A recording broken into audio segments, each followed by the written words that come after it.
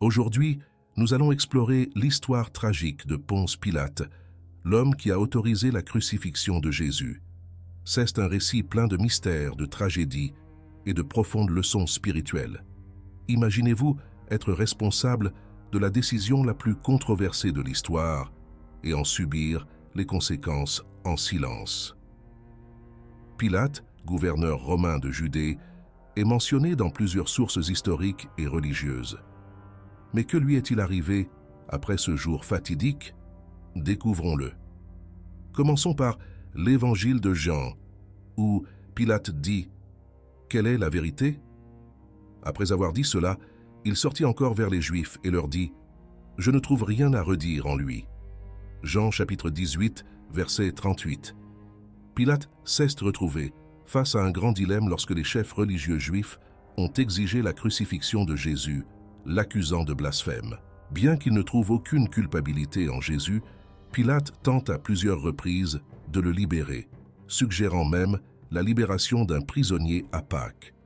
Cependant, la foule a choisi Barabbas plutôt que Jésus.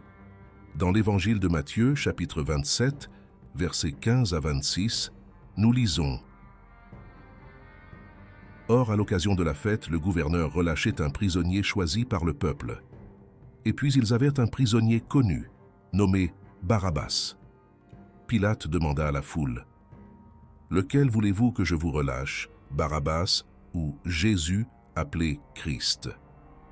Malgré sa réticence, Pilate a succombé à la pression de la foule, se lavant symboliquement les mains et livrant Jésus pour qu'il soit crucifié. Ce geste est un exemple classique de lâcheté et d'injustice qui résonnera tout au long de l'histoire.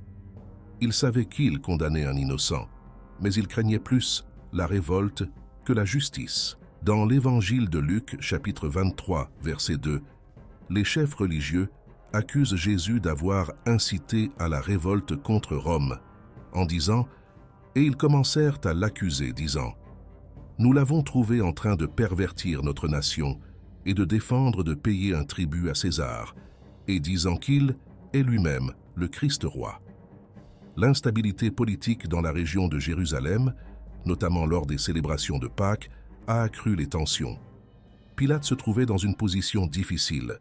S'il libérait Jésus, il risquait d'affronter une rébellion juive. S'il le condamnait, il autoriserait la mort d'un homme qu'il considérait comme innocent. Il a tenté de concilier justice et maintien de l'ordre public, mais a finalement échoué dans ces deux domaines. Alors que Pilate jugeait Jésus, il reçut un avertissement de sa femme, Claudia Procula, qui fit un rêve troublant. Elle l'a averti de ne pas s'impliquer avec cet homme juste.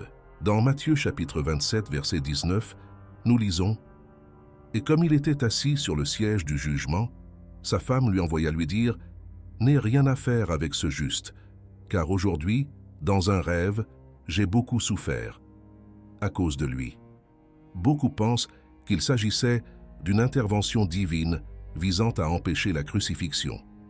Claudia Procula est une figure qui apparaît brièvement dans les récits bibliques, mais son intervention met en lumière le dilemme moral de Pilate. Elle a beaucoup souffert à cause de ce rêve qu'elle croyait être un avertissement divin. Ignorer cet avertissement serait une erreur qui entrait Pilate pour toujours. Puis nous trouvons dans l'Évangile de Jean, chapitre 19, verset 19, que Jésus a été crucifié sous l'ordre de Pilate avec l'inscription « Jésus de Nazareth, roi des Juifs » en hébreu, latin et grec. Et Pilate écrivit aussi un titre et le plaça sur la croix, et dessus était écrit « Jésus Nazaréen, roi des Juifs ». Même si Jésus souffrait, Pilate luttait contre ses propres doutes et sa culpabilité. Il savait qu'il commettait une injustice, mais il était plus soucieux de maintenir la paix.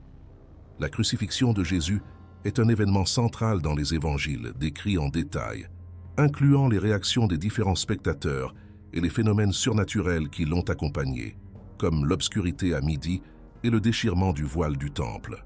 Dans l'évangile de Matthieu, chapitre 27, versets 45 à 51, nous lisons « Et depuis la 6e heure, il y eut des ténèbres sur tout le pays, jusqu'à la 9e heure. et vers la 9e heure, Jésus cria d'une voix forte, disant « Élie, Élie, lama sabachthani » c'est-à-dire « Mon Dieu, pourquoi m'as-tu abandonné » Et certains de ceux qui étaient là, quand ils l'entendirent, dirent « Et aussitôt l'un d'eux courut chercher une éponge, et se trempa. Et le mettant sur un roseau, il lui donna à boire.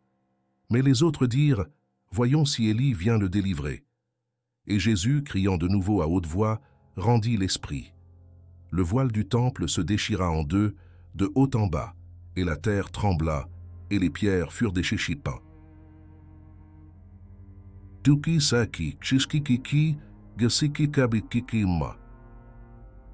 Tess. Ces événements n'ont fait qu'accroître la conscience de Pilate, qui a été témoin d'événements suggérant l'innocence divine de Jésus. Les gardes qui gardèrent le tombeau de Jésus rapportèrent qu'il avait été ressuscité, provoquant un tollé parmi les dirigeants juifs. Pilate a essayé de supprimer la vérité en soudoyant les gardes pour qu'ils répandent un mensonge. Dans Matthieu chapitre 28, versets 4 à 15, nous lisons « Et les gardes, effrayés par lui, furent très étonnés, et comme morts. Et pendant qu'ils s'en allaient, voici, quelques gardes entrèrent dans la ville et dirent au chef prêtre tout ce qui était arrivé. Et après s'être réunis avec les anciens et avoir pris conseil, ils donnèrent beaucoup d'argent aux soldats en disant « Dis, ces disciples sont venus de nuit, et pendant que nous dormions, ils ont volé. Lui, gouverneur, nous vous persuaderons et nous vous mettrons en sécurité. » Mais la nouvelle de la résurrection se répandit rapidement, augmentant le tourment de Pilate. La résurrection est l'événement central de la foi chrétienne, affirmé avec véhémence par les évangiles et les épîtres du Nouveau Testament. L'apôtre Paul nous rappelle l'importance de la résurrection dans 1 Corinthiens chapitre 15, versets 3 à 8. « Car je vous ai livré en premier lieu ce que j'ai aussi reçu, que Christ est mort pour nos péchés, selon les Écritures, qu'il fut enterré et ressuscita le 3e jour, selon l'Écriture, et qu'il fut vu par Céphas, puis par les 12. Ensuite, il fut vu une fois par plus de 500 frères, dont la majorité. Il est encore vivant, mais certains dorment déjà. Ensuite, il a été vu par Jacques, puis par tous les apôtres. Et enfin, il m'est apparu comme quelqu'un qui avait fait une fausse couche. » Pour Pilate, la résurrection représentait une crise de légitimité. Si Jésus était effectivement ressuscité, cela confirmait non seulement ses affirmations sur la divinité, mais signifiait également que Pilate avait condamné à mort un homme innocent. Pilate fut rappelé à Rome pour expliquer ses actions en Judée. Il était déjà impopulaire en raison de sa répression brutale et de son insensibilité aux traditions juives. Il a été démis de ses fonctions après un incident impliquant le massacre des Samaritains sur le mont Garizim. À Rome, Pilate fait l'objet d'une enquête rigoureuse et sa carrière politique prend fin. Ce verset met en évidence l'acte symbolique de Pilate de se laver les mains, essayant de s'absoudre de toute responsabilité dans la mort de Jésus. Cependant, ce geste n'a pas allégé le fardeau moral qu'il portait. Pilate fut exilé et, selon certaines traditions, se suicida, incapable de supporter le poids de ses actes et l'humiliation de son exil. Eusèbe de Césarée, historien de l'Église du IVe siècle, mentionne que Pilate s'est suicidé sous le règne de Caligula.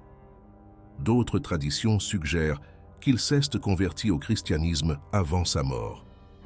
L'histoire de Pilate offre de profondes réflexions théologiques. Il s'est tenu devant le Fils de Dieu, mais n'a pas reconnu la vérité. Son incapacité à agir avec justice est un exemple de faillibilité humaine. L'histoire de Pilate nous met au défi de réfléchir à nos propres décisions et au courage qu'il faut pour suivre la vérité. L'apôtre Paul nous le rappelle dans Romains chapitre 14, verset 12. « Ainsi, chacun de nous rendra compte à Dieu pour lui-même. » Ce verset nous rappelle que nous rendrons tous compte de nos actions à Dieu. La figure de Pilate sert d'avertissement sur les dangers de se laisser influencer par des pressions extérieures au détriment de la justice et de la vérité. Dans Proverbes chapitre 29, verset 25, nous trouvons un verset qui dit « La crainte de l'homme est un piège, mais celui qui se confie en l'Éternel sera chassé. » Ce verset met en évidence le danger de craindre les hommes et l'importance de faire confiance à Dieu. Pilate, craignant la foule et les conséquences politiques, prit une décision qui le hantera pour le reste de sa vie. Disons une prière.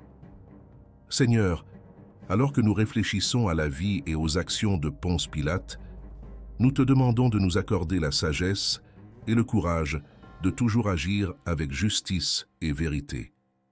Aide-nous à résister aux pressions extérieures et à rechercher ta volonté dans toutes nos décisions. Puissions-nous apprendre des erreurs passées et vivre des vies qui glorifient ton nom. Au nom de Jésus. Amen. Si ce moment vous a été précieux, je sollicite votre soutien ici sur la chaîne. Abonnez-vous pour ne manquer aucune de nos prochaines vidéos. Ensemble, nous pouvons aller plus loin dans la parole de Dieu. Merci d'être ici et que Dieu vous bénisse.